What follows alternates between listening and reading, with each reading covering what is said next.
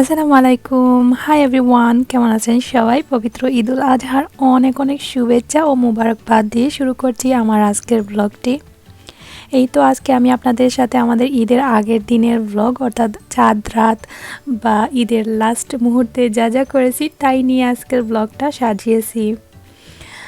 আলিশা আম্মুকে এখন আমি মেহেদি পরিয়ে দিয়েছি আর ও খুব খুশি।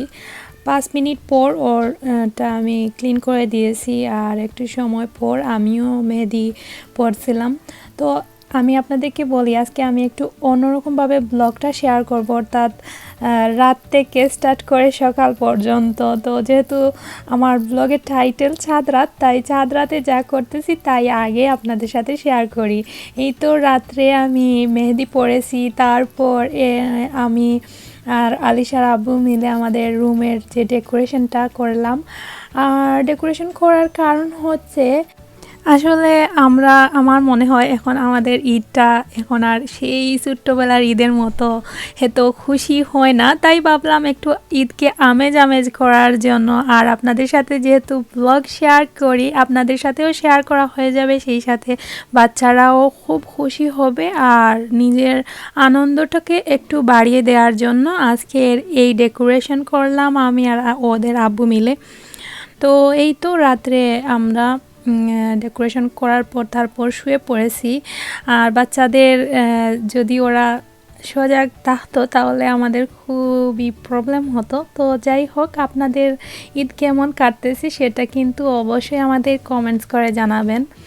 আর আলিশা জিবরান তো ঘুম থেকে ওঠার পর খুব খুশি, অর্থাৎ ঈদের আনন্দটাকে দ্বিগুণ বাড়িয়ে দেওয়ার জন্য আজকের এই সব আয়োজনগুলো করলাম। তো এই তো স্টার্ট হয়ে গেল ঈদের আগের দিনের সেই সকাল, অর্থাৎ দুপুরে আলিশার আব্বু গার্ডেনে একটু ঘাস ক্লিন করতেছেন। যেহেতু ঈদ তাই সব কিছু একটু সুন্দর করে রাখার চেষ্টা আর কি। তো যাই হোক, এখন আমি আগের দিন সকালে রাত্রে সব কিছু বের করে রেখে দিয়েছিলাম, তারপর সকালে ধুয়ে পানি জড়ানোর জন্য সব কিছু রেখে দিয়েছি। আজকে রান্না বাড়া কিছু আপনাদের সাথে শেয়ার করব না, ডিটেলসে একটু আইডিয়া দিচ্ছি বা কী রান্না করতেছি সেটাই শেয়ার করব। যেহেতু ঈদ তাই ভাবলাম সাতকরা দিয়ে গরুর মাংসটা রান্না করা যাক, আর কোয়েল পাখির রোস্ট করব আর সাদা পোলাও করব, আর কিছু না। তো হ্যাঁ, তান্দুরি চিকেনও করব, আর কি রুটি আছে, রুটি দিয়ে গরু মাংস দিয়ে সাতকরা দিয়ে এইরকম আর কি অনেক কিছুই আছে আইটেম। আসলে দেখা যায় যে কম, কিন্তু যখন শেষ হয় তখন দেখা যায় অনেকগুলা হয়ে গেছে।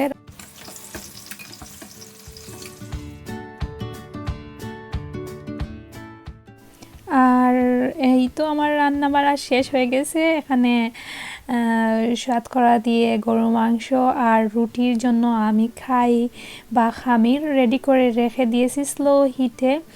আর আজকে তেলের পিঠা বানাবো, রুটি বানাবো, তারপর এই তো রান্না বাড়া, তারপর ক্লিনিং, অনেক কাজ আছে। তো সেই ফাঁকে আপনাদের সাথে শেয়ার করে ফেলি আমি কিভাবে তেলের পিঠাটা তৈরি করি। তো অনেকের হয়তো উপকারে আসবে যেহেতু ঈদ। তো এই তেলের পিঠাটা আমাদের অঞ্চলে খুবই জনপ্রিয়, সবার ঘরে এই পিঠাটা কম বেশ থাকে। তো আমি এখানে চাল আর ময়দা নিয়েছি সমান সমান পরিমাণে, তো আপনারা আপনাদের পরিমাণ অনুযায়ী নেবেন। স্বাদ মতো লবণ দিয়েছি। আর এখানে খেজুরের গুড় বা মোরছা গুড় যেটাকে বলে, এটাকে আমি 2 মিনিট মাইক্রো ওভেনে একটু সময় গরম করে তারপর এখন আমি এখানে ঢেলে দেব। তো এখন খুব ভালোভাবে আমি সবগুলা উপকরণকে মিক্স করব হাতের সাহায্যে। প্রথমে আমি মিক্স করতেছি, কারণ হচ্ছে হাত ছাড়া এই পিঠাটা খুব ভালোভাবে মিক্স হয় না বা ভালো হয় না। সবাই আমাদের নানি, দাদি, চাচি, অনেকেই যারা আগের জেনারেশন তারা দেখেছি এই ব্যাটারটা হাত দিয়েই করেছেন। তো আমি একটু সময় পর একটা উইন্স দিয়ে ভালোভাবে, যতটা সুন্দরভাবে এই ব্যাটারটা তৈরি করা হবে তত সুন্দর আপনার পিঠা হবে, ফুলবে। তো এই তো আমার প্রায় শেষ পর্যায়ে আমি এখন এটাকে সারা রাতের জন্য বা 3 থেকে 4 ঘন্টার জন্য রেস্টে রেখে দেব। আর হ্যাঁ, আমি কিন্তু অল্প অল্প করে পানি ইউজ করে অনেকক্ষণ সময় নিয়ে এই বাটারটা তৈরি করেছি। যতটা সুন্দরভাবে আস্তে আস্তে এই বাটারটা তৈরি করা হয়, আপনার পিঠা 100% ফুলার চান্স থাকে। তো কোনো সময় তাড়াহুড়া করা যাবে না। তো যাই হোক, এখন আমি রুটি পিঠা বেলে নিচ্ছি। আর রুটি তো সবাই আমরা কম বেশ বানাতে জানি, সেটা আর শেয়ার করলাম না, জাস্ট আমি বানাচ্ছি সেটাই আপনাদের সাথে দেখাচ্ছি। তো ঈদ আর রুটি পিঠা বানাবো না সেটা কি হয়? তো আমাদের অঞ্চলে কুরবানির ঈদে এই চালের গুঁড়ি দিয়ে রুটি পিঠা আর হচ্ছে মেরা পিঠা বা ছই পিঠা বলি আমরা, ওই দুইটা পিঠা আমাদের কুরবানির ঈদের জন্য খুব জনপ্রিয়। এই পিঠা দুইটা সবাই কম বেশ তৈরি করেন বাসায়। তো এই তো আমাদের তান্দুরি চিকেনের যে মশলাটা মাখিয়ে এখন আমি সারা রাতের জন্য ফ্রিজে রেখে দেব। আর এই রেসিপিটা আমি অলরেডি আমার চ্যানেলে দিয়ে দিয়েছি, যদি কারো লাগে তাহলে আই বাটন অথবা ডেসক্রিপশন বক্সে ক্লিক করে চেক করে দেখতে পারেন।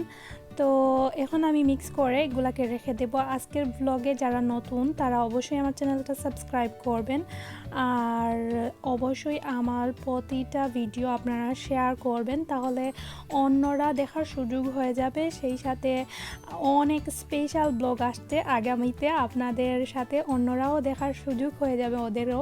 তো এই তো তেলের পিঠাটা আমি বানিয়ে ফেলেছি, অর্থাৎ আমি ঠিক সকালের এই দৃশ্যটা, আমার তেলের পিঠাটা কেমন হলো আপনাদের সাথে শেয়ার করি। এই তো মাশাল্লাহ অনেক বড় ফুলেছে, সবগুলা পিঠাই কিন্তু খুব বড় বড় হয়ে ফুলছে। তো সব কিছু শেষ হয়ে যাওয়ার পর আমি সব কিছু ভালোভাবে ক্লিন করার পর আমার কিচেন সব কিছু অলরেডি এই তো দেখতে পাচ্ছেন ক্লিন করে রেখে দিয়েছি, সাথে ক্যান্ডেলও 2টা জ্বালিয়ে রেখেছি। আর যারা আমার ভিডিওতে এখনও লাইক দাওনি তারা এই মুহূর্তে লাইক দিয়ে দেবেন প্লিজ। আর এই তো আস্তে আস্তে ঘরের মধ্যে রান্না বাড়ার অনেক কিছু গন্ধ আসছে, তাই আমি ক্যান্ডেল জ্বালিয়ে রেখে দিয়েছি। তো আজকের ব্লগ এতটুকুই, আপনারা সবাই দোয়া করবেন আর ঈদের ব্লগের জন্য ওয়েট করবেন। ইনশাল্লাহ খেয়ে হয়তো বা আপলোড দিয়ে দেব। তো সবাই ভালো থাকবেন, কথা হবে পরবর্তী ব্লগে। এতক্ষণ আমার সঙ্গে থাকার জন্য আপনাদের সবাইকে অসংখ্য ধন্যবাদ।